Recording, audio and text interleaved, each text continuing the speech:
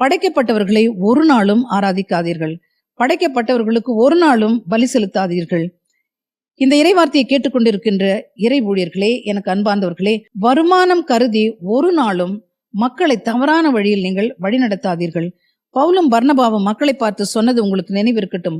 நாங்களும் உங்களைப் போல் மனிதர்கள்தான் என்று சொல்லி அவர்கள் தங்களுக்கு பலியிடுவதை, தங்களை மக்கள் ஆராதிப்பதை தடுத்து நிறுத்துகிறார்கள். மகிமையும் மாட்சியும் ஆராதனையும் நம் ஆண்டவர் இயேசு கிறிஸ்து ஒருவருக்கே உரியது. இதை நீங்கள் உங்கள் சிந்தனையில் இருத்துங்கள். இதை மக்களுக்கு போதியுங்கள். எப்படி பவுலும் பர்னபாவும் அந்த லிஸ்ரா நகரில் உள்ள மக்களுக்கு ஆணித்தரமாக ஆண்டவர் இயேசு கிறிஸ்துவை போதித்து அவரை ஆண்டவரும் மெசியாவுமாக ஏற்றுக்கொள்ள வைத்தார்களோ, அப்படியே இறை ஊழியர்களாகி நீங்கள் ஒவ்வொருவரும் உங்களையே மறந்து உங்கள் சுய ஆதாயத்தை விட்டு கொடுத்து விட்டு ஆண்டவராகி இயேசு கிறிஸ்துவை மக்களுக்கு காட்டுங்கள். அவர் ஒருவரை மட்டும் ஆராதித்து அவர் ஒருவரை மட்டுமே ஆண்டவரும் மீட்பருமாக ஏற்றுக்கொள்ள வேண்டும் என்று சொல்லி கற்றுக் கொடுங்கள். Praise the Lord. அன்பார்ந்தவர்கள்,